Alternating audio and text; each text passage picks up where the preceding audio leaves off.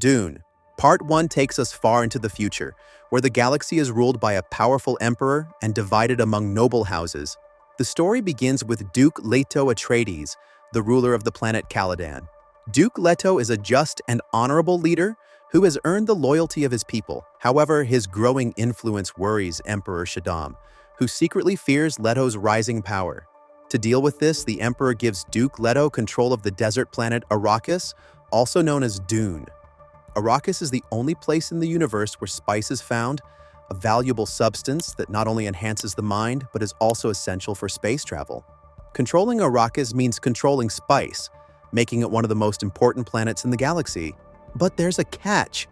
Arrakis was previously ruled by the ruthless Baron Harkonnen, who exploited the planet for its spice. The Emperor and the Baron are secretly plotting to use this opportunity to destroy House Atreides. Leto suspects something is wrong, but accepts the position, hoping to make allies with the native people of Arrakis, the Fremen. Meanwhile, Leto's son Paul is being prepared to succeed his father.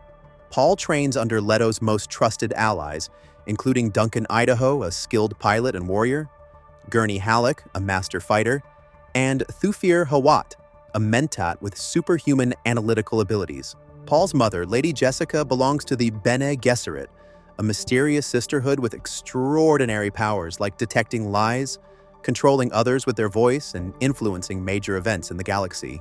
The Bene Gesserit had predicted that Jessica would have a daughter who would eventually give birth to a savior, a being called the Kwisatz Haderach, who could lead the universe to a brighter future. But Jessica defied this plan and had Paul instead. When Paul begins having strange dreams that might be visions of the future, the Bene Gesserit test him to see if he could be the one they've been waiting for.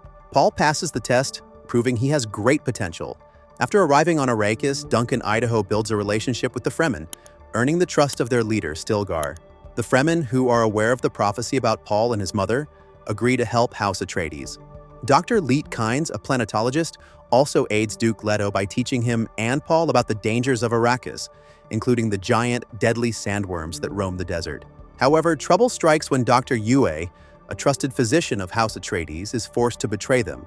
The Harkonnens kidnap Yueh's wife, and in exchange for her safety, Yueh lowers the defenses of the Atreides stronghold, allowing the Harkonnen forces and the Emperor's Sardaukar soldiers to launch a surprise attack. Most of Leto's soldiers are killed, including Gurney Halleck, who goes missing in the chaos. Before being captured, Yueh gives Leto a poison capsule to use against the Baron.